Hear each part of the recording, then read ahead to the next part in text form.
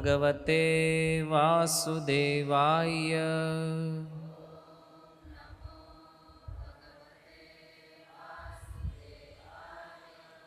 ઓમ નમો ભગવતે વાસુદેવાય.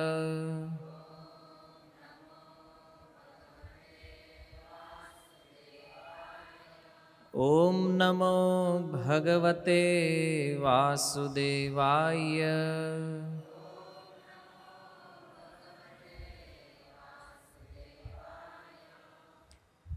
હરે કૃષ્ણ. સ્વાગતમ ઉપસ્થિત સર્વ શ્રોતાગણ વૈષ્ણવજન. આપણે શ્રી આલવારોની ચર્ચા કરી રહ્યા હતા, જેમાં 9 આલવારોની ચર્ચા આપણે શ્રવણ કર્યા. અને 9 નંબરના આલવાર જે છે આંડાલ, જેમણે માત્ર 15 વર્ષની ઉંમરમાં ભગવાનની પ્રાપ્તિ કરી અને ભગવાન સાથે એવો સુંદર સંબંધ સ્થાપિત કર્યો. અને એમણે સિદ્ધ કર્યું કે ભક્તિમાં સંબંધ સૌથી વધારે મહત્વપૂર્ણ છે. ભગવાન સાથે જે ભગવાન સાથેના સંબંધને સમજે છે,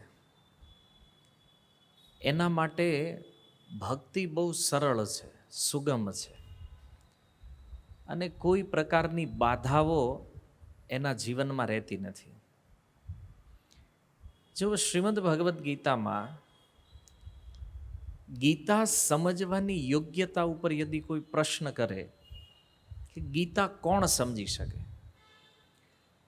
તો જે લોકોને બહુ શ્લોકો આવડે છે, જેણે બહુ યાદ રાખ્યું છે, કે જેણે ગીતાની બહુ ટીકાઓ વાંચી છે, એ લોકો નહીં. ભગવદ્ ગીતા સમજવાનો સાચો અધિકારી છે, અથવા ગીતાને એ સમજ્યો છે, જે કૃષ્ણ અને અર્જુનના સંબંધને સમજે છે. બંને વચ્ચે જે ભક્તિનો સંબંધ જે છે, આને જે સમજી લે છે ને, આ વાસ્તવમાં ગીતાને સમજે છે. બાકી તો પ્રવચનો કરે, વિદ્વત્તા હોય, એ બધી બહારની વાતો છે. દુનિયાભરમાં કેટલાય વિદ્વાનો છે, જાણકારી એટલી છે, યાદય એટલું રહે છે, ટીકાઓ એટલી જાણે છે, પણ ભગવાન સાથેના સંબંધને જાણતા આખી ગીતા વાંચ્યા પછી કે એ નિરાકાર છે, એની હારે શું કરીએ, કે ભાઈ છે એક પ્રકાશ, એમ તો કૃષ્ણ કોઈ મહાપુરુષ છે, આવા બધા તારણો ગીતામાંથી નીકળે. તો આ વાસ્તવમાં સમજ નથી. ભક્તિનો બેઝ જેને કહી શકાય ને, એ સંબંધ છે. અને એટલે ચૈતન્ય મહાપ્રભુએ આપણને ગૌડીય પરંપરામાં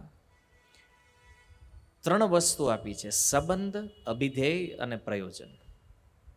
તો એનું પહેલું સ્ટેપ છે એ સંબંધને જાણવો, અને એની જે પ્રોસેસ સંબંધ જોડવા માટેની છે અભિધેય, ભક્તિ, અને એનું ફળ છે પ્રેમ.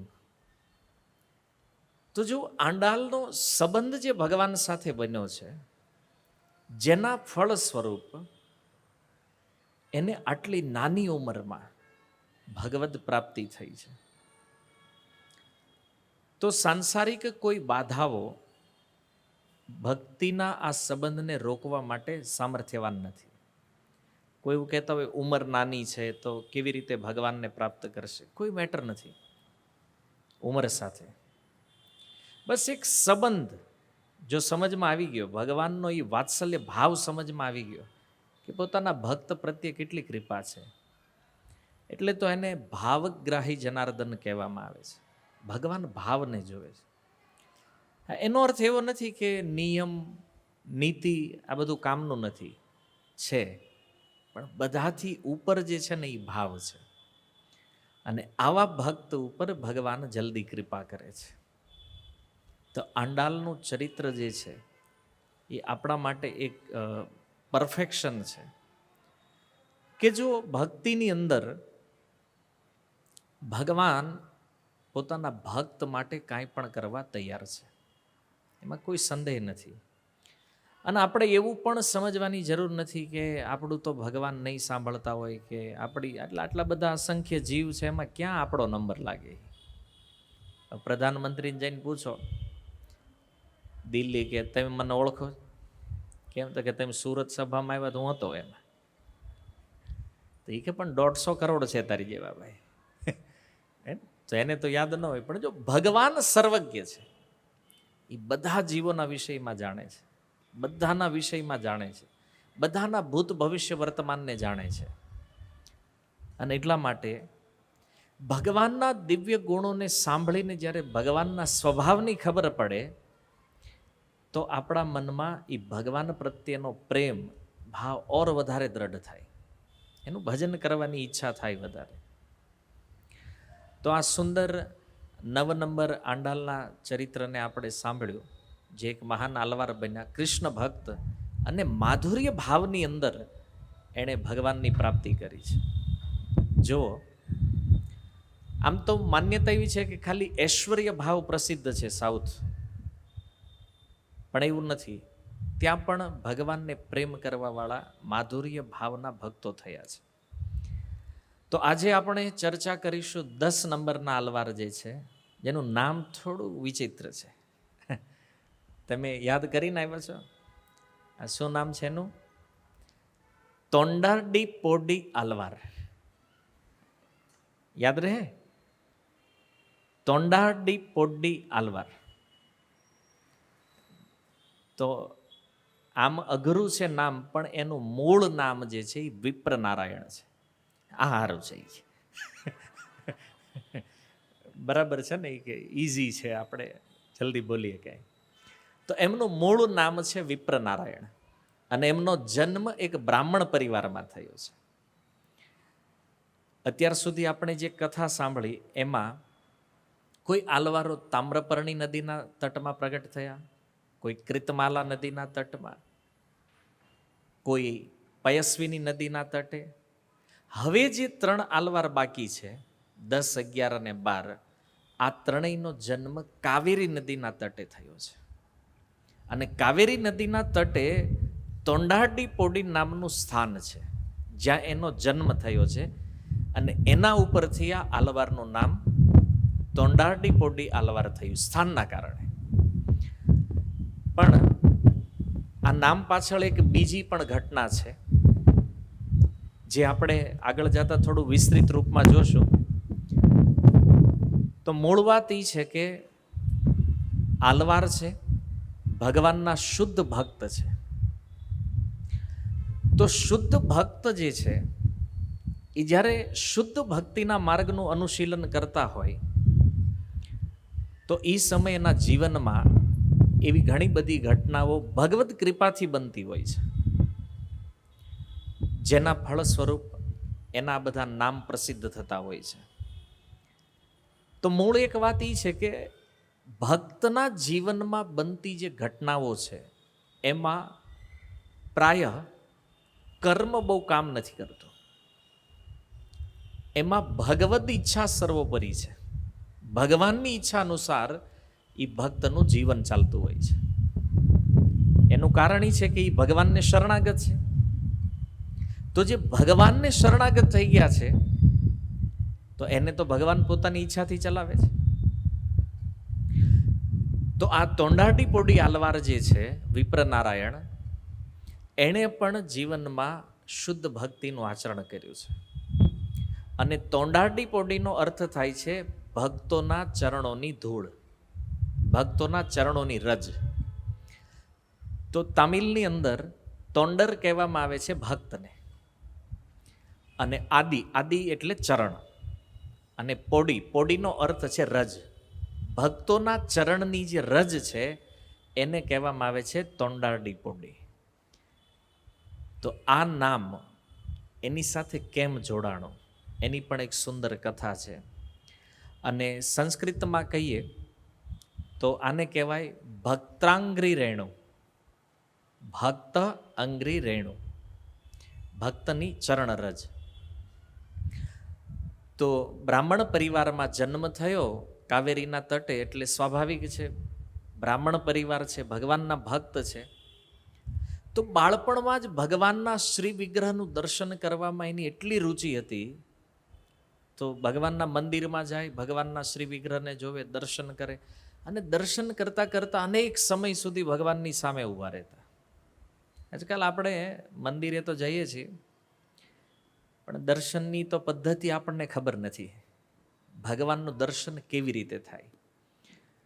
અને એટલે આપણે ઘણી બધી ભૂલો પણ કરતા હોઈએ છીએ એમાં. તો આજે વિપ્રનારાયણ છે, મૂળમાં જેમ જોયું બધા આલવારો ભગવાનના કોઈને કોઈ આયુધના સ્વરૂપો છે, એમ આ આલવાર ભગવાનની વૈજયંતી માળા જે છે, ભગવાનના ગળામાં 5 પુષ્પની જે માળા ભગવાન ધારણ કરે છે, આ વૈજયંતી માળાનું સ્વરૂપ છે. વિપ્રનારાયણ તોંડારડી પોડી આલવાર. તો જ્યારથી એણે ભગવાનનું દર્શન કર્યું, તો ભગવાનના શ્રી વિગ્રહમાં એને એવો આનંદ આવી રહ્યો છે, એવી રુચિ થઈ કે એને જીવનમાં સંકલ્પ કર્યો કે મારે આ જીવન ભગવાનની સેવા માટે આપવું છે, અને કાંઈ પણ થાય પણ આ સંકલ્પને હું પૂર્ણ કરીશ.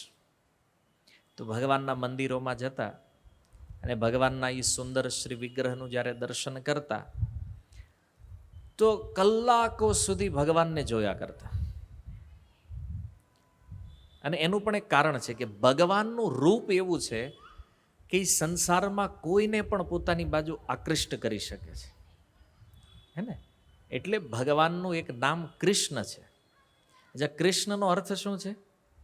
સર્વાકર્ષક, સર્વ આકર્ષક, મને બધાને પોતાની બાજુ આકર્ષિત કરે, એટ્રેક્ટ કરે છે. તો એક પ્રશ્ન થાય, આપણને કેમ નથી કરતા?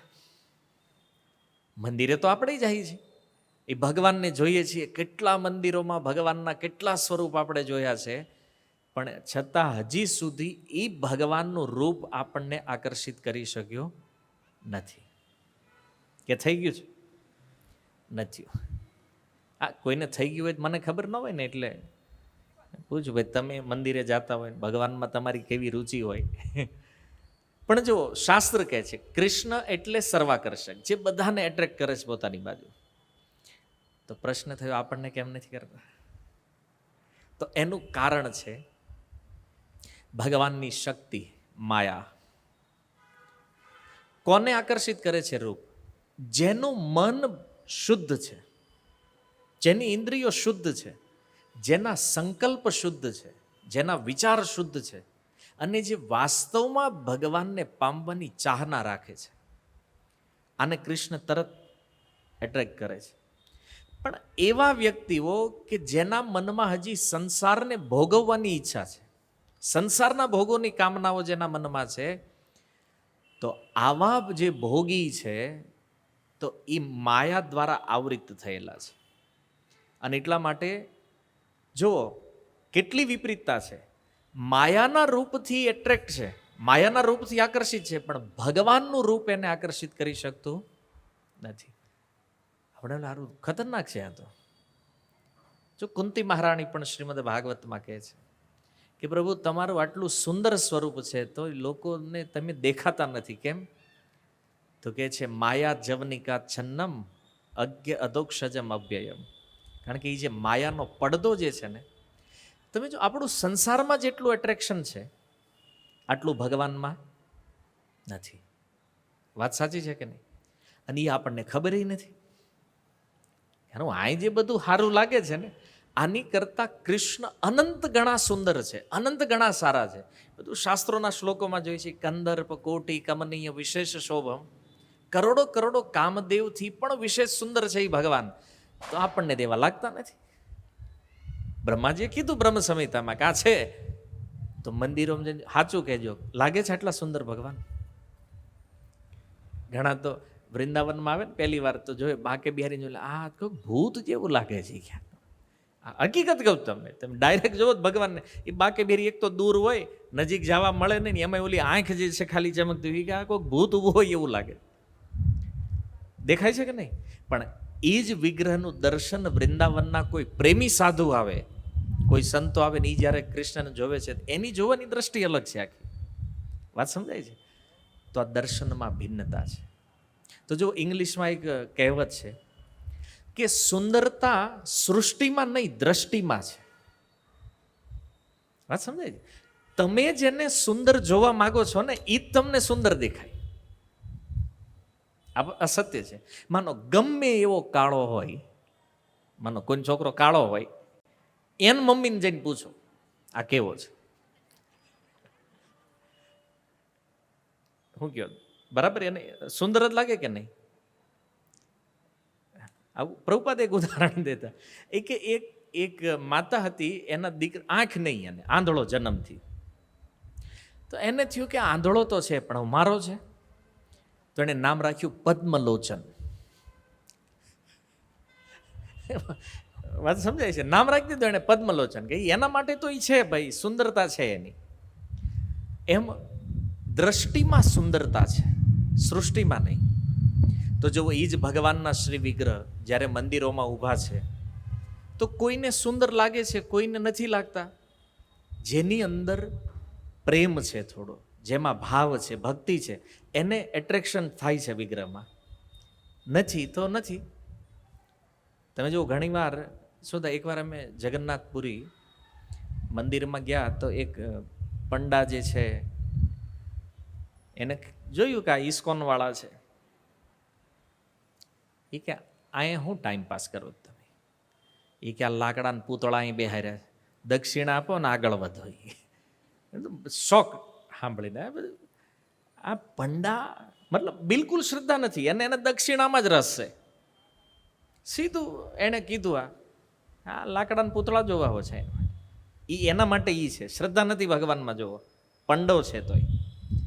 ચૈતન્ય મહાપ્રભુ શું કહે છે? એ જ જગન્નાથજીમાં એને મુરલી ધારણ કરેલા કૃષ્ણ દેખાય છે. તો એ જ્યારે જગન્નાથજીને જોવે ત્યારે શું કહે છે? કહા જાઓ કહા પાઉં બ્રજેન્દ્ર નંદન. એને કૃષ્ણ નંદ મહારાજના પુત્ર દેખાય. જો આ મહાપ્રભુ એ બિરહ ભાવનું સ્વરૂપ છે જગન્નાથજી. નથી સમજમાં આવતું એને બસ કે પૈસા આપો ને આગળ નીકળો. શ્રદ્ધા નથી. જુઓ તમે. એટલે ભક્તિ સિદ્ધાંત સરસ્વતી કહેતા કે ભગવાનને જાણવા હોય, ભગવાનને સમજવા હોય, ભગવાનમાં રુચિ લાવી હોય ને તો ભગવાનના વિષયમાં સાંભળવું પડે. જ્યાં સુધી આ રીતે ભગવત કથાઓને આપણે સાંભળશું નહીં ને ત્યાં સુધી શું દર્શન કરશું એ કહેવાય. અને હું તો જઉં છું ઘણી વાર મંદિરે. આ રિયલ છે. તમને સારું લાગે ન લાગે બે નંબરની વાત. ભગવાનની સામે ભક્ત ઉભો હોય તમે જોવો જ કેટલી વાર ભગવાન નહીં. 2 મિનિટ વધીને કદાચ દર્શન થતું હોય તો પછી તો આણપા કોણ છે, આણપા કોણ છે, આજુબાજુમાં શું એક્ટિવિટી થઈ રહી, સીસીટીવીની જેમ બધી બાજુ નજર કરતા હોય. ભગવાન સામે ઊભા છે. પ્રવૃત્તિ થાય છે કે નહીં મંદિરમાં?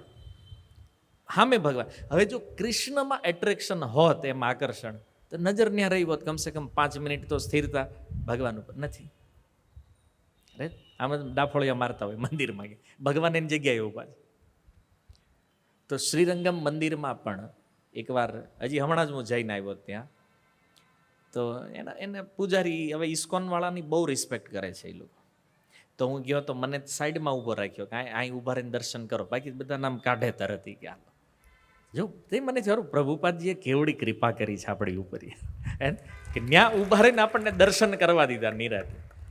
અને એ પૂજારી હતા, એણે કીધું એ કે પ્રભુજી બહુ દુઃખ લાગે મને કે લોકો અહીંયા સુધી આવે, લાઈનમાં ઊભા હોય ત્યાં સુધી તો આમ તેમ ડાફોળિયા મારતા હોય, પણ જેવા ભગવાન સામે આવે જોવાના ભગવાનને ત્યારે આંખ બંધ કરી દે. જ્યારે આંખ ખુલ્લી રાખવાની છે એને જોવા માટે, આટલું સુંદર રંગનાથજીનું સુંદર સ્વરૂપ છે, તો અહીંયા આવીને આંખ બંધ કરી દે છે. અને આપણે આ કરતા હશું કદાચ, હાથ જોડીને સીધી આંખ બંધ. ખબર જ નથી તત્વ. ધ્યાન અને દર્શન વૈષ્ણવ પરંપરામાં ખુલ્લી આંખે થાય છે. આંખ બંધ કરીને નહીં. આંખ બંધ કરીને શું જોવો તમે? સાક્ષાત ભગવાન સામે આપણા માટે વિગ્રહ સ્વયં ભગવાન છે, તો એને છોડીને આંખ બંધ કરીને પીળો પ્રકાશ, એનાથી બીજું કાંઈ બીજું દેખાય છે કાંઈ નવું? મને દી દેખાય જ બંધ કરવી થઈ, તમને હું દેખાતો એ ખબર નહીં. આ છે કે બીજું કાંઈ છે? તો દર્શનની પદ્ધતિ ખબર નથી. શા માટે આંખ? એ રૂપને આંખોમાં ઉતારવાનું છે. તો આંખ બંધ કરીને પહેલાં કીધું આગળ વધો, તમે નીકળી ગયા. હું જોયું ખબર નહીં. તો આ દર્શન દર્શન નથી. ભગવાનના દર્શનની પણ એક વિધિ છે. પહેલા ચરણથી હે ને, પછી ધીરે ધીરે ઉપર અંગો ઉપર લેતા લેતા ભગવાનના મુખ કમળ ઉપર દ્રષ્ટિને સ્થિર કરવી જોઈએ. આ પદ્ધતિ છે. અને જેટલી તમારી દ્રષ્ટિ ભગવાનના જે અંગો ઉપર સ્થિર રહે છે, એટલું તમારું મન જે છે એ સ્થિર બને, એકાગ્ર બને, અને ઇન્દ્રિયા જે છે એ શુદ્ધ થાય ભગવાનનું દર્શન કરવાથી. એની પાછળનું પણ આ વિજ્ઞાન છે, જે આપણે સમજતા નથી. મોટા ભાગનો ટાઈમ મંદિરમાં આમ તેમ આટા મારવામાં કાઢીએ છીએ આપણે. બેટર એ છે કે ટાઈમ ભગવાનને જોવામાં આપો. આપણા નેત્રોની શુદ્ધિ છે,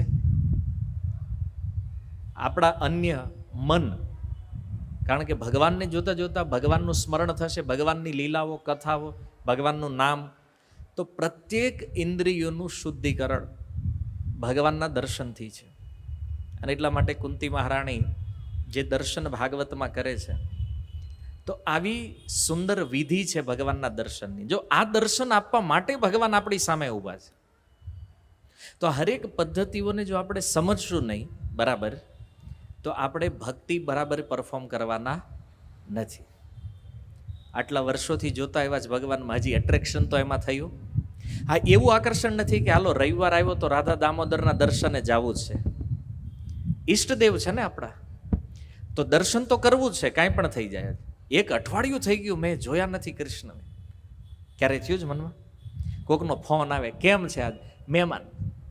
ના ના, આવવું પડશે આ સેવા. તો આવી કે ભાઈ, હજી જો એટ્રેક્શન હોત તો તમને ફોન ન કરવો પડે મંદિર આવવા માટે. પણ હજી કોક બોલાવે ને આપણે જતા હોય ને, તો સમજો કે હજી ભગવાનમાં આપણું આકર્ષણ થયું નથી.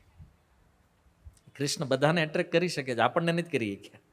એમ કેટલા જડ હશું આપણે વિચારો. એટલે જ ને, નહીતર તો આપણી રુચિ ન હોય કે અઠવાડિયામાં કમસે કમ એકવાર તો ઈષ્ટદેવનું દર્શન કરવું જોઈએ. નથી થતું કેમ? હવે ન્યા ઠેઠ મંદિર છે, હમણાં કોક ₹1,00,000 પેમેન્ટ આપું છું તો કામરેજ હોય તો વૈયા જાય છે ને. તોય પાછા ના ના અમને જ પ્રેમ છે. ક્યાં પ્રેમ છે બતાવો તો. એવી કોઈ ઘટના છે આપણા જીવનમાં કહીએ કે આપણને પ્રેમ છે કૃષ્ણમાં, કે સંસારને છોડીને આપણે ગયા ન્યા નથી જતા? તો આવું એટ્રેક્શન જો બનાવવું હોય કૃષ્ણમાં, તો એના વિષયમાં સાંભળીને આ પ્રમાણે પરફોર્મ કરવું પડશે ભક્તિમાં. કે ચાલો આજ રવિવાર છે તો મારો નિયમ છે કે હર રવિવારે તો રાધા દામોદરને દર્શન કરવાના છે મારે, તો રવિવારે તો મારે જવું જ જોઈએ, ગમે એ કામ હોય છોડી. આવો એક દ્રઢ સંકલ્પ હોવો જોઈએ, જે આ વિપ્ર નારાયણના જીવનમાં હતો. પ્રતિદિન આટલું સુંદર દર્શન ભગવાનનું કર્યું, અને જેના ફળ સ્વરૂપ જ્યારે થોડા યુવાન થયા તો મનમાં વિચાર થયો કે હવે આ જીવન ભગવાન રંગનાથના દર્શનમાં અને ભગવાનની સેવામાં શ્રીરંગમમાં વ્યતીત કરવું છે. તો પોતાનું એ જન્મસ્થાન જે છે એને છોડી અને આ વિપ્રનારાયણ જે છે એ શ્રીરંગમ આવે છે. શ્રીરંગમ આવી અને એણે જોયું કે કેટલું દિવ્ય સુંદર સ્વરૂપ છે ભગવાનનું. તો બસ એ ભગવાનના દર્શન અને એ ભગવાનની સેવા જીવનનું લક્ષ્ય બનાવી લીધું. આ બે વસ્તુ મારે આ જ કરવાનું જીવનમાં. અને એક સંકલ્પ કર્યો કે જીવનમાં વિવાહ ક્યારેય નહીં કરું, અવિવાહિત રહી અને કેવલ ભગવાનની સેવા કરવી છે. તો આ રીતે એણે દ્રઢ સંકલ્પ, 3 વસ્તુ એની ઈચ્છા હતી. પહેલી, ભગવાનને નિત્ય પ્રતિ પુષ્પમાળા સમર્પિત કરવી, અને એ માળા જ્યારે ભગવાનને સમર્પિત કરે, માળા ભગવાન પહેરી લે પછી ભગવાનનું દર્શન કરવું. માળા પહેરેલા જે ભગવાન છે, હવે ખુદ માળાનો અવતાર છે એટલે એની સેવા તો એમાં કેટલી એક્યુરેટ હશે જુઓ તો. તો એ માળા જ્યારે ભગવાન ધારણ કરે ને, ભગવાનને જોવાના. પહેલી ઈચ્છા. બીજી, મુક્ત કંઠે ભગવાનના નામનું કીર્તન. શરમાતા શરમાતા આમ માંડ માંડ આમ બોલા કેમ અવાજ નીકળતો હોય એવું નહીં, મુક્ત કંઠે ભગવાનનું નામ કીર્તન અને ભગવાનના વિશેષ ગુણોને પ્રગટ કરવા માટે એવા શ્લોકો દ્વારા ભગવાનની સ્તુતિ કરવી. આ બીજી ઈચ્છા. અને ત્રીજી ઈચ્છા એની હતી કે ભગવાનના જે ભક્તો છે એના પ્રતિ પ્રેમ અને એ ભક્તોની સેવામાં મારે લાગી જવાનું છે. તો આ 3 સંકલ્પ આ વિપ્રનારાયણે કર્યા અને શ્રીરંગમમાં આવ્યા. શ્રીરંગમમાં આવી અને એણે શું કર્યું? તો બાળપણથી જ ભગવાનમાં જે નિષ્ઠા હતી, ધાર્મિક તો હતા જ, ભગવાનમાં પણ એટલી નિષ્ઠા હતી. તો એણે એક સુંદર બગીચો બનાવ્યો શ્રીરંગમમાં. અને બગીચામાં મુખ્ય તુલસી, એને તુલસી મહારાણીના છોડ રોપ્યા, અને સાઈડની જે જગ્યાઓ હતી એમાં અલગ અલગ રંગબેરંગી ફૂલ છોડ, કંઈક ફળના ઝાડ લગાવ્યા. આ રીતે એક સુંદર બગીચો બનાવ્યો રંગનાથજીની સેવા માટે. અને આ રીતે શ્રીરંગમ આવી અને એણે સંકલ્પ કર્યો કે મારે ભગવાનની સેવા કરવી છે. અને એક લક્ષ્ય બની ગયું. જો આપણે પણ સેવા જ્યારે ભગવાનની કરતા હોઈએ તો એ સેવામાં પણ એ ભાવ હોવો જોઈએ, એ તીવ્રતા, લાલસા અને એક્યુરેટ નિષ્ઠા. જેમ ગીતામાં કીધું ભગવાને, વ્યવસાયાત્મિકા બુદ્ધિર એકેહ કુરુનંદન. તો વિપ્રનારાયણે પોતાની બુદ્ધિને રંગનાથજીની સેવામાં સ્થિત કરી દીધી. આ જ મારા જીવનનું લક્ષ્ય છે અને આ મારે કરવાનું છે. તો સેવાઓ આપણે કરીએ છીએ, પણ સેવા આપણું લક્ષ્ય બનતું નથી.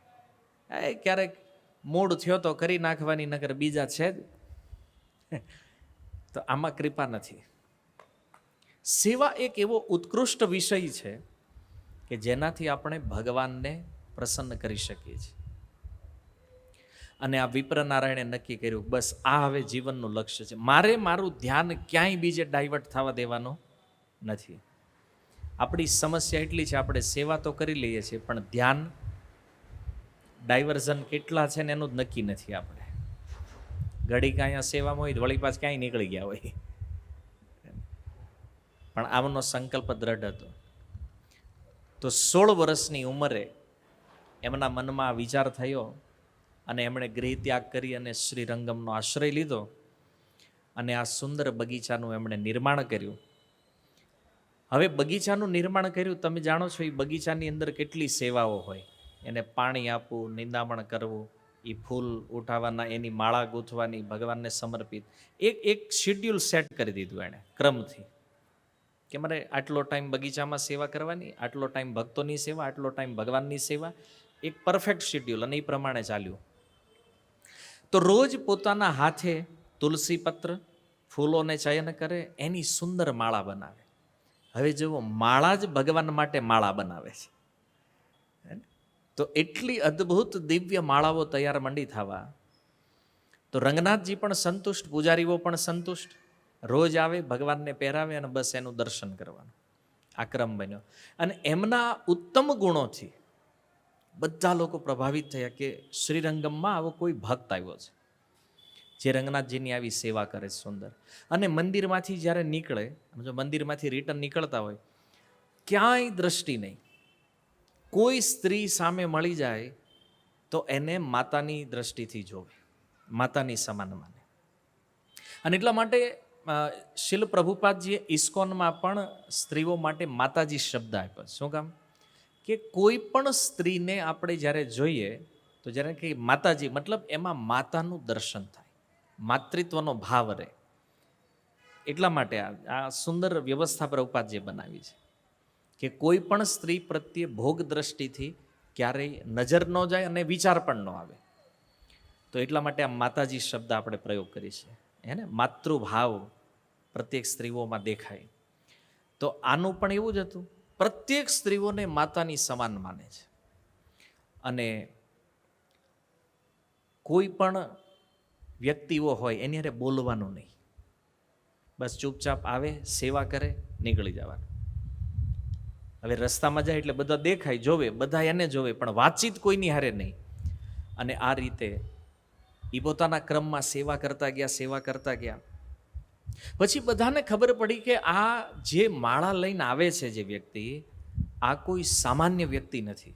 આ રંગનાથજીનો કોઈ બહુ મહાન ભક્ત છે.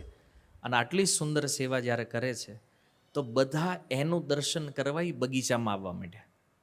પહેલાં જાય રંગનાથજીના દર્શન કરે, રંગનાથજીના દર્શન કરીને પછી આના દર્શન કરવા જાય, વિપ્રનારાયણના.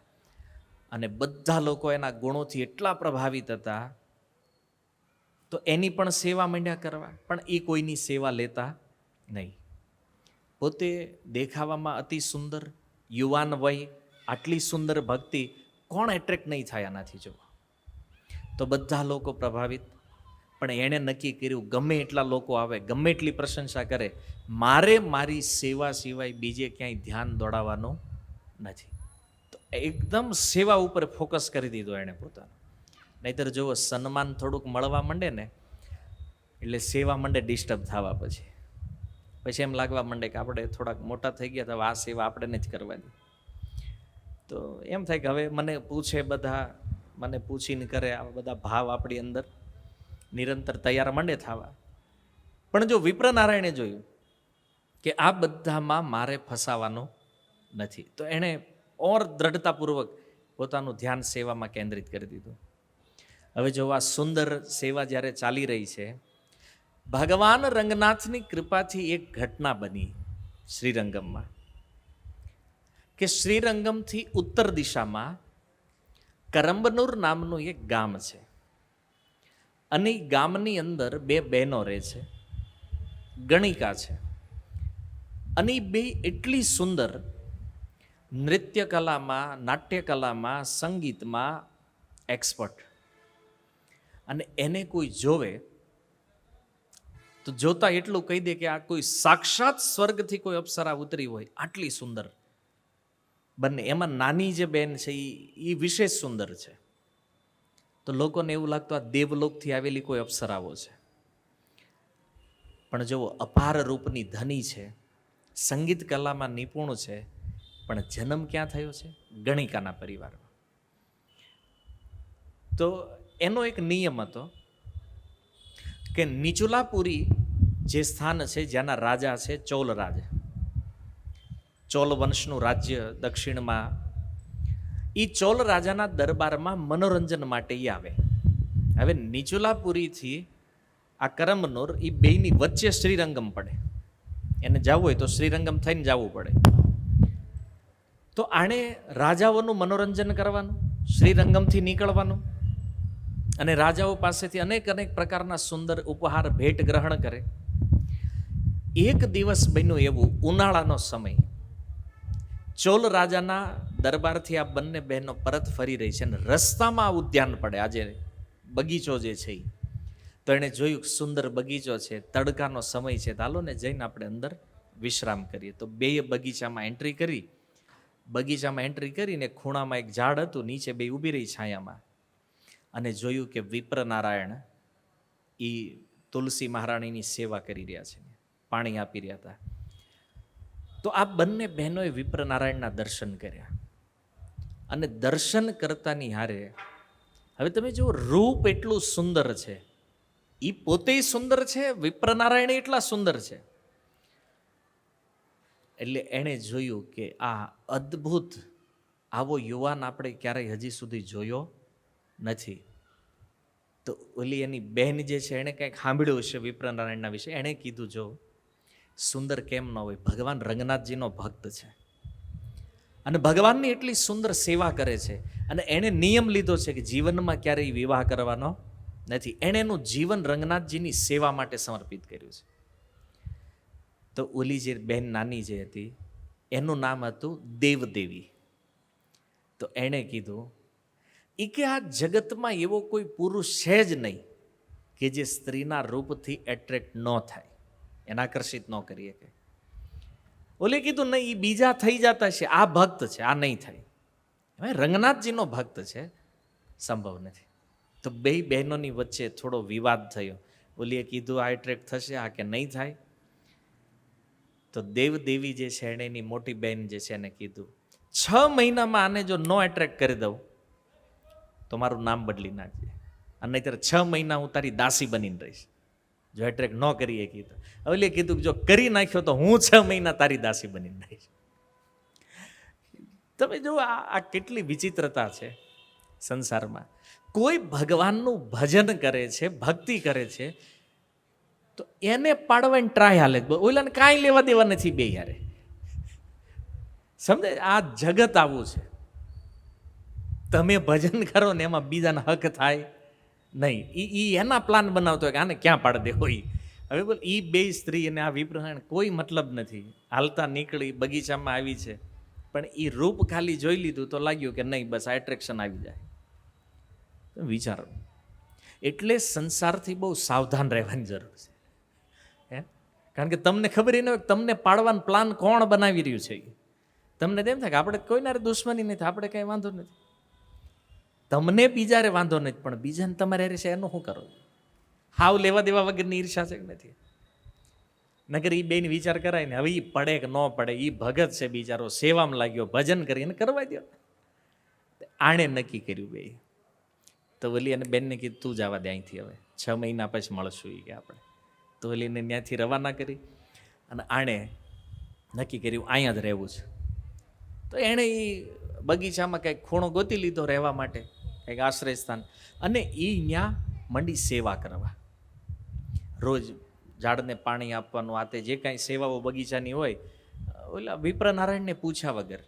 અને ઓલાનું ધ્યાન નહીં, શું કામ કે એનું ધ્યાન કેવલ સેવામાં. વિચાર કરો, સેવાનું એટેન્શન કેવું છે કે એને ખબર નથી કે બગીચામાં કોઈ સ્ત્રી આવી છે એની સેવા કરે છે. પણ એક દિવસ વિપ્રનારાયણે જોયું કે કોઈ બહારની આવેલી સ્ત્રી અહીંયા સેવા કરે છે. તો એણે પૂછ્યું, દેવી કોણ છો તમે? તો એણે કીધું, હું અહીં બાજુના ગામમાં રહું છું, મારો જન્મ એક ગણિકા, એક વેશ્યાના પરિવારમાં થયો છે. મારી માતા બહુ દુષ્ટ છે અને મને તે આ ધંધામાં મોકલવા માંગે છે. પણ હું જ્યારે આ રંગનાથજીના દર્શન કરીને આવી, તો મારા મનમાં એવું થયું કે આ મનુષ્ય જીવનનો ઉપયોગ ભગવાનની ભક્તિ માટે કરવો છે. અને જોયું તમે અહીંયા સેવા કરતા હતા, તમને જોઈને મને ભક્તિ કરવાની પ્રેરણા થઈ. મારે એ માર્ગમાં જવું, મારે જીવન રંગનાથજીને સમર્પિત કરી દેવું છે, મારે ભક્તિ કરવી છે. આ ખોટા માણા હોય ને એના ડાયલોગ છે. હા, હું કેટલાય આવતા હોય ભક્તિ કરવા હાટું, પછી પાછા વયા જાય. શું કામ? કારણ કે એટ્રેક્શન કંઈક બીજે થઈ ગયું છે. કૃષ્ણમાં થયું, ભક્તિ છોડીને જાય નહીં કોણ? જેને કૃષ્ણમાં આકર્ષણ થયું છે, ભગવાનમાં, એ નહીં જાય. પણ જેનું એટેન્શન ભોગમાં છે, એ 2-4 વર્ષે આપણને લાગે સારું ભગત જામી ગયો છે, 4 વર્ષ પછી દેખાવાનું બંધ થઈ જાય છે. ને તો સમજી લેવાનું કે આનું મન હજી ભગવાનમાં લાગ્યું, આનું ક્યાં છે? ભોગમાં છે, સંસારમાં છે, કંઈ કામનું નથી. તો આને તો ખબર જ હતી પ્લાન શું છે, પણ શરત જીતવા માટે એણે કીધું કે રંગનાથજીને મારે સમર્પિત થવું છે. અને જોયું તમારાથી ઉત્તમ ભક્ત કોઈ નથી, તમે અહીંયા રાખશો તો બહુ મોટી કૃપા થાય. હવે આ વિપ્રનારાયણ બિચારો આ ભોળા, એને તો સંસારની કાંઈ ખબર નથી. એણે કીધું કાંઈ વાંધો નહીં, હું સેવા કરું, તુંય કર. 2 જણા એકથી ભલા 2 સેવા હારી થાય ભગવાનની. તો એણે રાખી દીધી. હવે ક્યાં રહે, હું રહે, એ કાંઈ નહીં, બસ ખાલી રહે એટલું કીધું. અને વિપ્રનારાયણ એની સેવામાં લાગી ગયા. પરિચય થયો બેયની વચ્ચે. અને પરિચયમાં વિપ્રનારાયણે કીધું, ભાઈ હું તો રંગનાથજીનો સેવક છું, આ બગીચો એના માટે બનાવ્યો છે ને એની સેવા કરું છું. અને આ મારી નાની એવી કુટિયા છે, તો અહીં કંઈક તું એડજસ્ટ કરી લેજે, બહાર જ્યાં તને જગ્યા બગીચામાં મળે ત્યાં કંઈક રહેવાની. તો એણે કીધું કાંઈ વાંધો નહીં મહાત્મા સાહેબ. અને પછી તો 2 સેવામાં લાગી ગયા. આ પણ ફૂલમાળા બનાવવામાં એક્સપર્ટ બની ગઈ, કારણ કે સંઘમાં રહે ભક્તોના સેવા આવડી જાય. આને ફાવી ગયું માળા બનાવતા. તો 2 ભગવાન માટે સુંદર માળા બનાવે, ઓલી એની રીતે બનાવે, એની રીતે. અને જય અને વિપ્રનારાયણ રંગનાથજીને ઓફર કરે છે માળા. તો દેવદેવી વિચાર કરે છે કે પહેલી મુલાકાત થઈ છે, પરિચય થયો અને હું અજાણી છું, તો આણે મને એના બગીચામાંથી બહાર નથી કાઢી મૂકી. એનો મતલબ હાલો પહેલો પડાવ પાર રહી ગયા, હાલો 50% તો હું જીતી ગઈ છું. હે ને, નકર તો બહારથી કોઈ ડાયરેક્ટ કહી દે ને ભાઈ અહીંયા નહીં, ભાઈ જ્યાં રહેવો એને બહાર ગોતી લેજો તમે. પણ એ કે ઉદ્યાનની બહાર નથી કાઢી મને, મતલબ 50% મારો વિજય થઈ ગયો છે. તો યુદ્ધ જીતે ને એટલી ખુશી થઈ એને. તો એ કે 6 મહિના બહુ લાંબો ટાઈમ છે, આ તો અઠવાડિયામાં કામ થઈ ગયું કે આપણું. અને ત્યાર પછી બરાબર ઉનાળો પૂરો થવામાં આ જ સમય જે અત્યારે છે, ચોમાસાનું આગમન, વર્ષા ઋતુનો સમય આવ્યો અને વરસાદ આવ્યો એવો. તો વરસાદ આવ્યો તો આલવાર તો પોતાની કુટિયામાં બેઠા છે, પણ ઓલી જે દેવદેવી જે છે એ બહાર બગીચામાં, એનું તો કોઈ ફિક્સ સ્થાન હતું નહીં રહેવાનું. બગીચામાં ગમે ત્યાં કઈ રીતે રહેતી હોય એનું કાંઈ વિશેષ વર્ણન નથી. પણ વરસાદમાં પલળી તો આલવારને થયું કે આટલો ભયાનક વરસાદ છે ને આ બહાર છે, તો તો એણે કીધું કે તો અહીંયા ભૈયા અંદર કુટિયામાં. હવે જો એ જ્યારે કુટિયામાં આવી તો વિપ્રનારાયણ તો ભગવાન સિવાયના મનમાં કોઈ વિચાર નથી, પણ જેવી એ સ્ત્રી કુટિયાની અંદર આવી એણે ઉત્તરીય જે હતું પોતાનું એ આપ્યું એને, આ તું રાખ વસ્ત્ર, કારણ કે આ બધા વસ્ત્રો ભીના થઈ ગયા હતા તે. અને પહેલી વાર કોઈ સ્ત્રીની સુંદરતાનું દર્શન આ આલવારને થયું. તો જોજો ને, વસ્ત્ર ભીના હોય તો જે પ્રકારની સ્થિતિ બને, અને આલવારે એ જોઈ લીધું. સમસ્યા એ છે કે સંસારમાં કોઈ વસ્તુનું એટ્રેક્શન જે છે એ અહીંયાથી પ્રારંભ થાય છે, રૂપ. તો યાદ રાખો, જ્યાં સુધી કૃષ્ણના રૂપમાં આકર્ષણ નહીં લાગે ને ત્યાં સુધી સંસારના રૂપ જે છે એ આપણને આકર્ષિત કરતા રહે છે.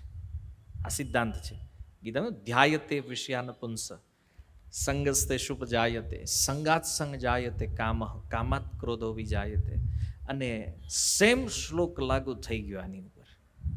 પહેલાં તો એ દેવદેવીના રૂપનું દર્શન કર્યું, પોતાનું ઉત્તરીય આપ્યું, અને હવે સ્ત્રી તો સમજી જાય છે તરત. એણે જોયું કે તીર બરાબર નિશાને ગયું છે, વાંધો નથી.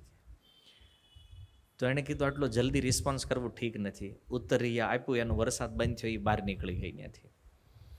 પણ જો એ જે રૂપની ઝલક મળીને જે, અને આ કામનાઓનો શિકાર થઈ ગયા. આલવાર છે છતાં, હાલાકી શુદ્ધ ભક્ત છે, એના પતનનો કોઈ સંબંધ, મેં પહેલા કીધું એમ, ભક્તના જીવનમાં કોઈ ઘટના આવી બને છે તો એ ભગવાનની ઈચ્છાથી થઈ રહ્યું છે. અને કામ જે છે ને એ સૌથી વધારે ખતરનાક છે કોઈ પણ વ્યક્તિને પાડવા માટે. કોઈ એવું વિચારતો હોય કે નહીં આપણું કાંઈ થાય એમ નથી, આપણે ક્યાંય પતિત થાવી એમ નથી. પણ જો કોઈ પણ જગ્યાએ આપણું પતન આના કારણે જ થાય છે. કોઈ રૂપમાં એટ્રેક્શન લાગ્યું, થોડું ધ્યાનથી જોઈ લીધું, પછી એના વિચાર શરૂ થાય મનમાં. અને વિચાર જેમ જેમ તમે વિચારો ને એમ ઊંડા મૂળિયા નાખતા જાય. અને ભાગવતમાં અજામિલના કેસમાં યાદ બન્યું છે.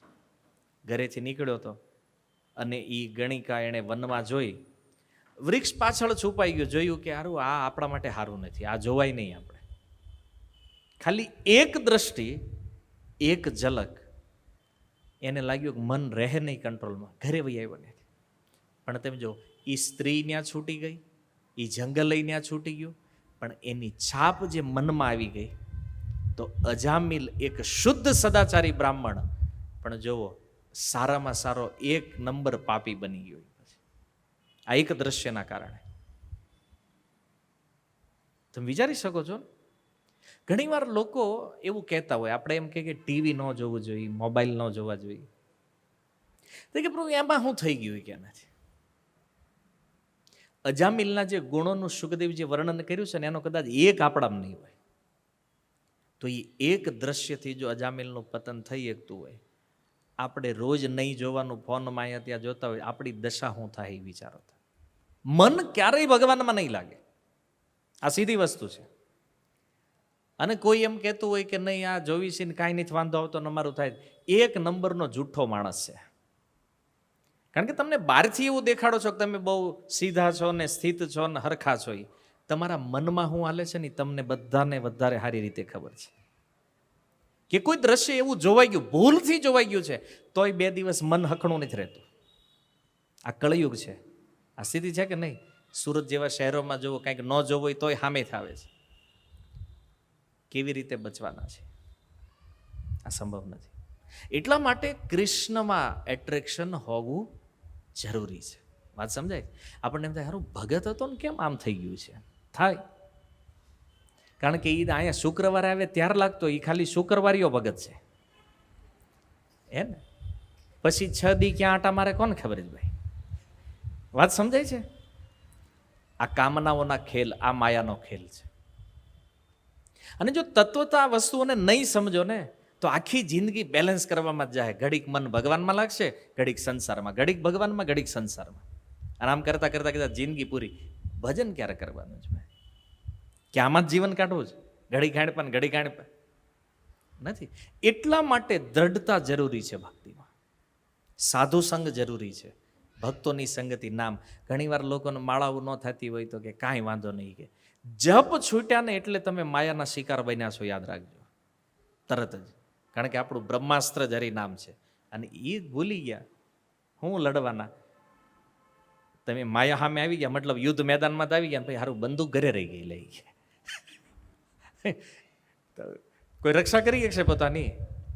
તો કોઈ એમ કહેતો હોય કે હાલો અમારા માળા નથી થતી, કાંઈ વાંધો નહીં, અમારથી નિયમ પાલન નથી થતું. નહીં, ભક્તિની અંદર જે જે વિધાનો બતાવ્યા છે શાસ્ત્રએ સાધુએ, એને પૂર્ણ ફોલો કરવાની ટ્રાય કરો, એકદમ દ્રઢતાપૂર્વક.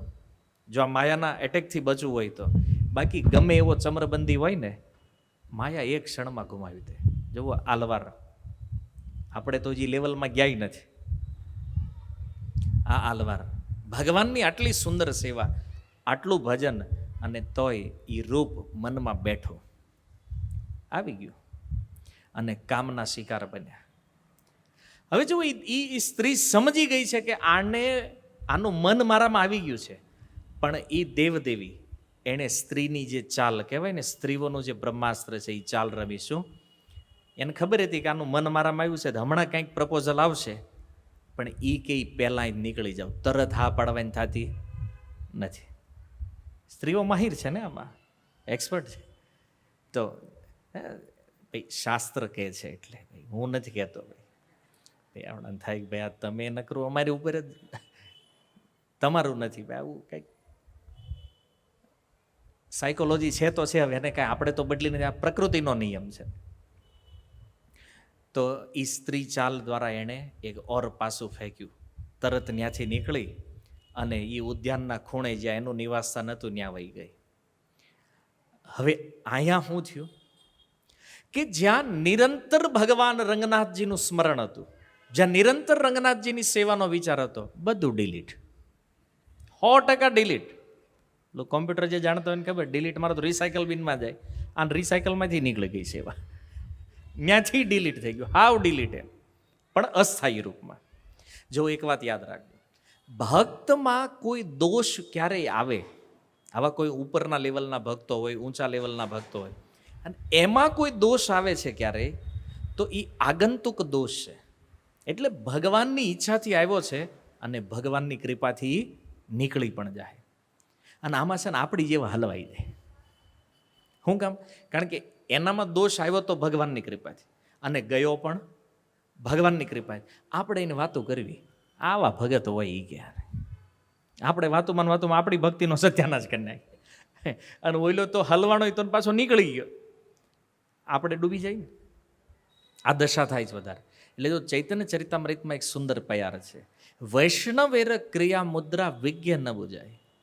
કોઈ મહાપુરુષોના જીવનમાં કંઈક વિચિત્ર ઘટનાઓ દેખાય તો આપણે મન ત્યાંથી વાળી લેવું જોઈએ કે આમાં આપણી બુદ્ધિ કામ કરે નહીં. જો આટલા મોટા આલવાર છે અને એના જીવનમાં બન્યું છે, તો 100% ભગવાનની ઈચ્છાથી. તોય તમને કદાચ એવો વિચાર આવે કે ના એ તો તમે આ ભગતની કથા કહો છો એટલે એના માટે કહો છો કે ભગવાનની ઈચ્છાથી.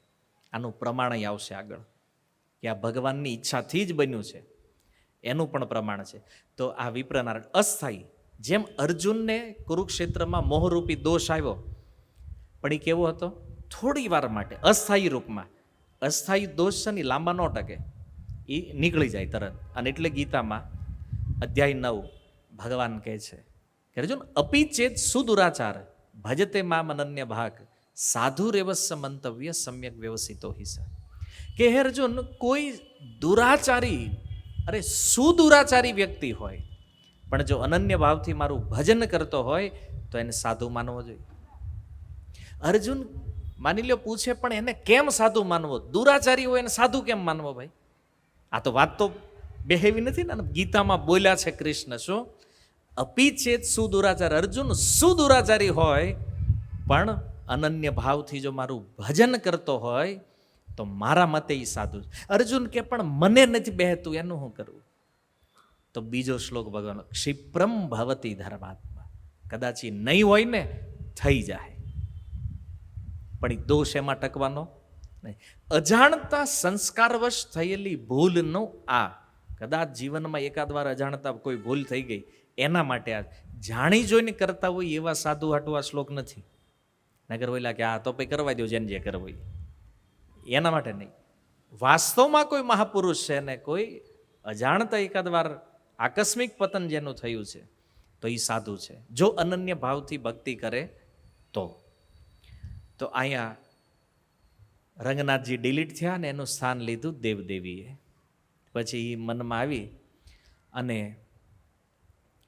આ બાજુ રાત દિવસ પછી તો ચિંતન માંડ્યું થવાનું કે હવે કેવી રીતે એને પ્રાપ્ત કરું. અને ચિંતન થતા થતા ઓલી દેવદેવીએ જોયું કે 6 મહિના થઈ ગયા છે, જેટલું ધન હતું આની હવે તો પછી શું છે, પ્રેમ થાય એટલે જે માગે એ મળે. તો ઓલીએ કીધું થોડાક દ્યો ને ઘટે જ, થોડાક દ્યો ને ઘટે જ, બધું ઉપાડી લીધું. આને કરી નાખ્યા નવરા, ધન લઈને નીકળી ગઈ. આને સેવાય રહી ગઈ ભગવાનની, કારણ કે આ બગીચો મેન્ટેન કરવાના માટે જે કાંઈ ધનની વ્યવસ્થા એણે કરી હતી ઓલી બધું લઈને વહી ગઈ. અને જ્યારે એ પોતાના ઘરે ગઈ તો આ બાજુ વિપ્રનારાયણ ચિંતામાં, યાર હવે શું કરવું, આ તો વહી ગઈ અને એની વગેરે મારે હાલે એમ નથી.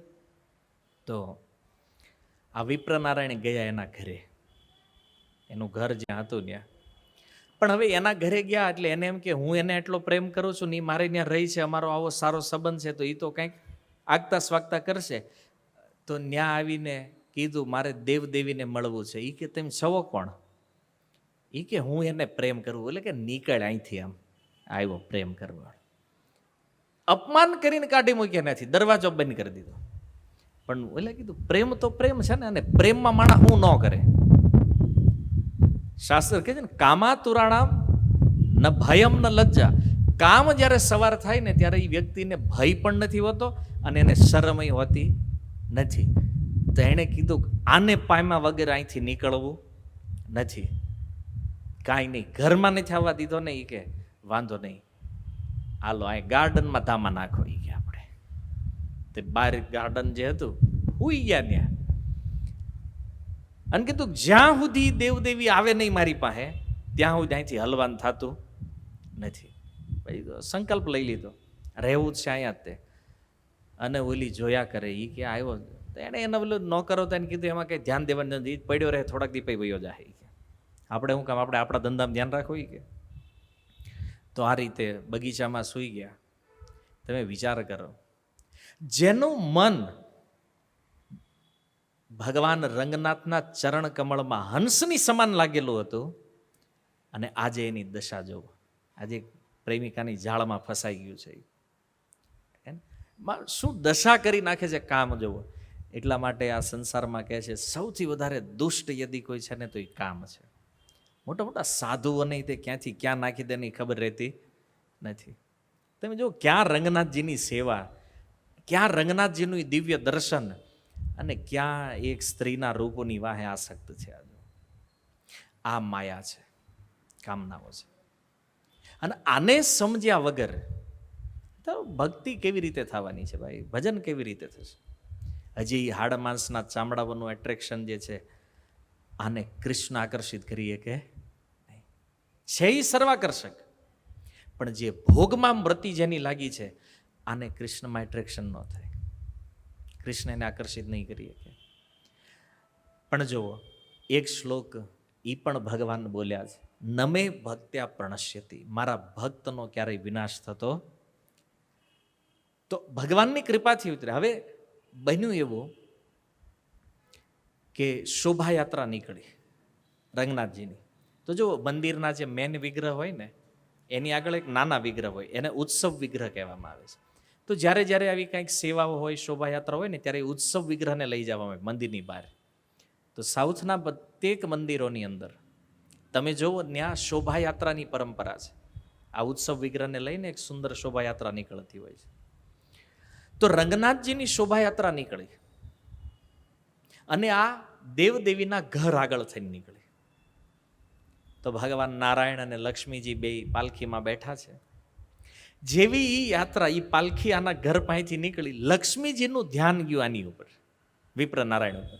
બગીચામાં એને ઉદાસ થઈને વેળા, પ્રેમીને પ્રેમિકા ન મળે તો હાલ હું હોય જાણો છો ને તમે. હા, અત્યારે તો ઓલા ગીત ગાતા હોય દુઃખના વિરહના, શું કહે એને, બધા ગીત ગાતા હોય ને રોવાના બધા. એવું બિચારો ઉદાસ થઈને મોઢું લટકાવીને વિપ્રનારાયણ બગીચામાં બેઠા છે. તો લક્ષ્મીજીએ પૂછ્યું ભગવાનને પાલખીમાં બેઠા બેઠા, જો હવે બીજાને જ દેખાતું કોઈ, કારણ કે બીજા તો વિગ્રહના રૂપમાં જોવે છે ને, પણ લક્ષ્મીજી નારાયણ સાક્ષાત બિરાજમાન છે. તો લક્ષ્મીજીએ પૂછ્યું, પ્રભુ આ કોણ છે અને આટલો ઉદાસ થઈને કેમ બેઠો છે? તો ભગવાનને કીધું, એ મારો ભગત છે. એટલે લક્ષ્મીજીને આશ્ચર્ય થયું, તમારો ભક્ત છે તો એની આવી દશા કેમ છે? એને બિચારો અહીંયા આ સ્થિતિ, આ ઠીક નથી. લક્ષ્મીજી કે સારું નથી લાગતું મને.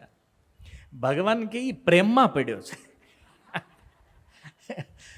તો હવે લક્ષ્મીજીને દયા આવી, એણે કીધું, પ્રભુ ભલે એ પ્રેમમાં પડ્યો, પણ એ અત્યારે વહેમમાં છે, એને બહાર કાઢો, કારણ કે રિયલ પ્રેમ તો તમારામાં છે.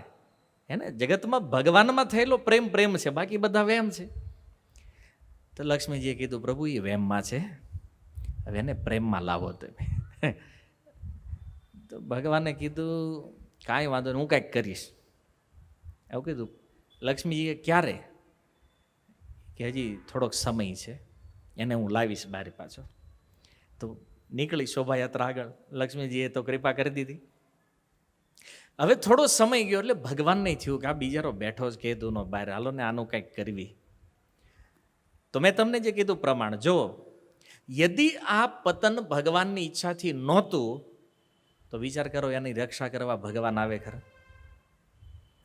ભગવાન લક્ષ્મીનારાયણ સ્વયં એની રક્ષા માટે આવ્યા છે. એનો અર્થ કે આ ઘટના ભગવાનની ઈચ્છાથી બની છે એના જીવનમાં. તો ભગવાને એક વ્યક્તિનું રૂપ લીધું અને જૈન દરવાજો ખટખટાવેલો દેવદેવીનો. એણે દરવાજો ખોલ્યો, એણે કીધું, હું વિપ્રનારાયણનો દૂત છું. એ કે આ ભિખારી નોકરી રાખે છે? એને આશ્ચર્ય થયું. એ કે સાચું એનો જ દૂત છો? મેં ક્યારેય જોયા નથી. એ કે ભલે ન જોઈએ, હું એનો દૂત છું અને એણે તમારા માટે ગિફ્ટ મોકલી છે. શું ગિફ્ટ છે? બોલે આ સોનાની થાળી, સોના ગોલ્ડની થાળી આપી એને. હવે તો વેશ્યાઓને શું હોય, એનું તો ધન સર્વસ્વ છે. તો એણે જોયું કે ગોલ્ડની થાળી, આવું ગિફ્ટ તો અદ્ભુત છે, લઈ લીધું. એ કે કાંઈ વાંધો નહીં, બોલો શું કરવાનું? બોલે તમને બહુ યાદ કરે છે, તો એને મળો જઈને. એ કે સારું, સવારે મળીશું. હવે ગિફ્ટ લઈ લીધું, એણે દરવાજો બંધ કર્યો. અને આ બાજુ જાતા જાતા ભગવાનને કીધું કે ભાઈ, ઓલી યાદ કરે તને, તે તારા માટે બહુ વિરહ છે એને, તું મળી લેજે એને સવારમાં. એટલે કઈ ભગવાનને સારું સૌભાગ્ય. જો એક સિદ્ધાંત ભાગવતમાં છે કે ભગવાનના ભક્તની સંગતિ કોઈ દી ફેલ જાતી નથી. જો એ વિપ્રનારાયણની સંગતિ, એક વેશ્યાને ભગવાનના હાથે સાક્ષાત ગિફ્ટ પ્રાપ્ત થયું છે. એની તો કોઈ યોગ્યતા નહોતી કે રંગનાથજીનું દર્શન એને થાય, સામે મળે. પણ જો એક સાધુ સંઘનો પ્રભાવ, કે એની કૃપાથી સ્ત્રીને પણ ભગવત પ્રાપ્તિ થઈ ગઈ. એ થયું ને, સ્વયં ભગવાન આવી ગયા. નકર એને કીધી રંગનાથજી મળે, કયા જન્મે મળે, કોઈ નિશ્ચિત નથી. હવાર થયું અને એ બહાર આવી અને વિપ્રનારાયણને મળી. વિપ્રનારાયણ એને મળ્યા. તું વિચાર કરે, એટલે હારું અચાનક પરિવર્તન. આને એમ કે હું એટલા ત્યાં બેઠો એટલે મળવા આવી છે. અને ઓલીને એમ કે મેં ધનની ડિમાન્ડ કરી હતી, તો આણે મને પ્રસન્ન કરવા માટે સોનાની થાળી આપી છે. અને પછી તો એને કીધું, હાલો હાલો અંદર વી આવો. કે બહાર થોડું રહેવાય તમારા બગીચામાં. અંદર લીધો ઘરમાં. અને પછી તો વિપ્રનારાયણ સોનાની થાળી એટલે તો પછી તો હાલે લાંબુ. એ કે અને ઓલીના મનમાં વિચારતો, ખરું એની પાસે હજી લાગે છે ધન કંઈક. આ થાળી હોનાની ગિફ્ટમાં આપતો હોય તો એની પાસે ખજાનો મોટો, આને ઘરમાં રાખવું જોઈએ. લીધા અંદર, તમારે અહીં રહેવાનું છે. અને પછી તો બધા એની સેવામાં. અને આ રીતે બેયનો સુખી સંસાર ચાલુ થયો. આ બાજુ હવાર પડી અને મંગળા આરતીમાં દરવાજા ખુલ્યા, પૂજારીએ જોયું થાળી નથી કે સોનાની. હવે ભગવાને આપી છે તો એ તો એનું જે હોય એ જ આપે ને લઈને. તો એટલે પૂજારી કે થાળી ક્યાં ગઈ? અને સોનાની થાળીની ચોરી થઈ. સીધું ચોલ રાજાને ફરિયાદ કરી કે રાજાને રંગનાથજીની થાળી ચોરી થઈ છે. રાજાને થયું આપણા રાજ્યમાં ને ભગવાનની થાળી, આને તો મૂકવાનું થતો નથી, આને મૃત્યુ દંડ આપવાનો છે.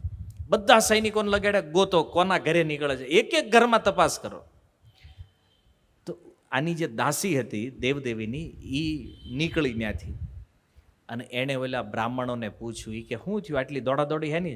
એ કે ભગવાનની હોને થાળી ખોવાઈ ગઈ, અમારા ઘરે આવી છે કે એક. એ કેવી છે? એટલે ઓલાએ કીધું હા એવી જ છે એ કે. અને એ બ્રાહ્મણો એ સૈનિકોની ટુકડી લીધું, હાલો આના ઘરે હાલો. એ કે ત્યાં ગયા અને જોયું તો ઓલી થાળી મળી તો બેયને પકડ્યા.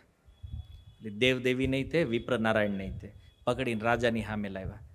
રાજાએ પૂછ્યું વિપ્રનારાયણને, એ કે તું બ્રાહ્મણ છો, ભગવાનનો સેવક છો, અને ભગવાનની થાળીની ચોરી કરતા શરમ ન લાગી તને? એ કે મહારાજ મને આમાં કાંઈ ખબર નથી. હૈયે તેને ખબર જ નહોતી ને થાળી આવી ક્યાંથી. તો ઓલી સ્ત્રીને પૂછ્યું, સાચું બોલી કે આ થાળી આવી ક્યાંથી? બોલે આનો કોઈક માણા હતો નોકર, એ આવીને મને આપી ગયો અહીંયા રાતે, કે દરવાજો ઠપકાર્યો ને થાળી આપી. તો ઓલાએ કીધું મહારાજ આપણે કોઈ નોકર છે જ નહીં, કે પગાર દેવી એવી ક્ષમતા જ નથી, તો નોકર ક્યાં જ રાખવું? એ કે તો રાજાને થયું કે આ સાચું બોલે છે, આ સ્ત્રી ખોટું બોલે છે. એ કે આને જેલમાં નાખો. અને જ્યાં હું સાચું ન બોલે ને આને જેલમાં નાખો. વિપ્રનારાયણ બેન પૂરી દીધા. અને થાળી પાછી રંગનાથજીને ત્યાં જમા કરી. તો ઓલો બિચારો જેલમાં બેઠા બેઠા વિચાર કરે કે યાર મારો કોણ માણા ગયું છે ત્યાં? થાળી મારી નથી, માણાય મારો નથી. અને ઓલી વિચાર કરે એ કે આવ્યો તો એનો માણા, એણે આપી છે તો એ ના પાડે છે ત્યારે કે મેં આપી નથી. તો બધા હવે ઓલા બે વિચારે, જેલમાં ગયા ને તો ઊંઘ આવે નહીં. રાજા જ્યારે સૂતા, ભગવાન રંગનાથ એના સ્વપ્નમાં આવ્યા. જો કીધું ને ભક્તના સંગમાં કોઈ પણ રીતે આવે, ડાયરેક્ટ ઇનડાયરેક્ટ બેનિફિટ. રાજા સપનામાં કોઈ દી રંગનાથજી આવે? આ ભગતને પકડીને લાવ્યાથી ફાયદો થયો. ભગવાને સ્વપ્નમાં આવીને કીધું રાજાને આ બે નિર્દોષ છે, એનો કોઈ દોષ નથી, મેં જ સ્વયં જઈને આ થાળી એને આપી છે, હું જ આપીને આવ્યો છું, એને કોઈ ચોરી નથી કરી, છોડી દે, હવારમાં બે ભક્ત છે મારા. બોલો, ભગવાનને સાઈન કરી. તો રાજાએ ખુશ સવારમાં જાગીને, યારું ભગવાન રંગનાથજી સાક્ષાત સ્વપ્નમાં આવ્યા, દર્શન, અને સ્વપ્નની પ્રાપ્તિ પણ ભગવત પ્રાપ્તિ છે. તો ઓલા બેયને આદર સહિત દરબારમાં લાવ્યા અને રાજાએ આ વાત કરી કે ભગવાને સ્વપ્નમાં આવીને કીધું છે કે તમે બે નિર્દોષ છો, તમારો કોઈ દોષ નથી. અને ત્યારે વિપ્રનારાયણ વિચાર કરે કે મારી જેવા તુચ્છ વ્યક્તિ માટે જો ભગવાનને કેટલું કષ્ટ ઉઠાવવું પડ્યું છે. ભગવાન સાક્ષાત આવ્યા ને આ બધું એને કરવું પડ્યું. પણ વિચારણીય વાત એ હતી, પ્રસન્નતા એ હતી કે કમસે કમ ભગવાનને કૃપા કરી એને પાછા એ લાઈનમાં, અને બેયને નિર્દોષ છોડ્યા. રાજા તો દંડવત પ્રણામ કરે છે.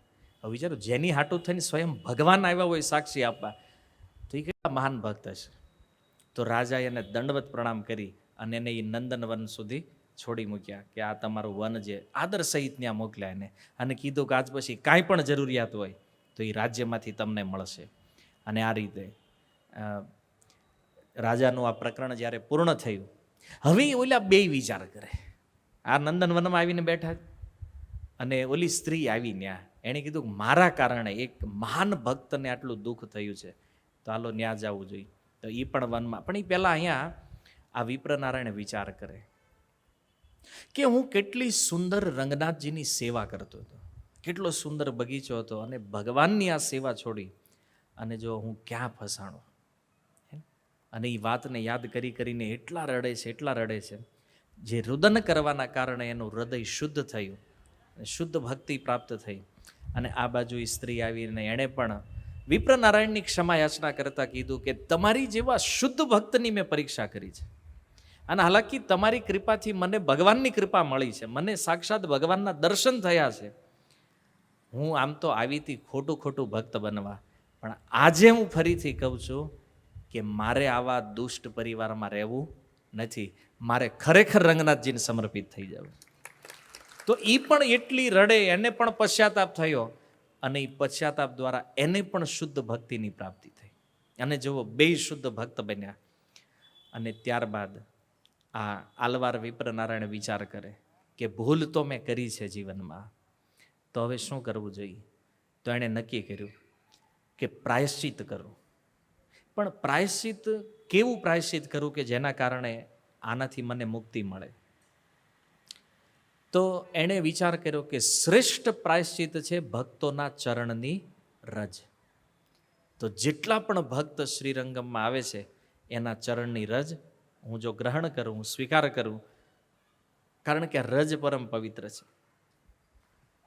વિશ્વનાથ ચક્રવર્તી પાદ કહે છે કે ભગવાનના ભક્ત જે છે ને એ તો ક્યારેય અપરાધ નથી જોતા, પણ એના ચરણોની રજ જે છે ને એ ક્યારેય ક્ષમા કરતી નથી. આ રજની પણ એક કથા છે, બહુ ખતરનાક છે. ભક્ત ક્યારેય કોઈનો અપરાધ નહીં જોવે, પણ એ જે ચરણ રજ જે છે ને આ રજ ક્ષમા કરતી નથી.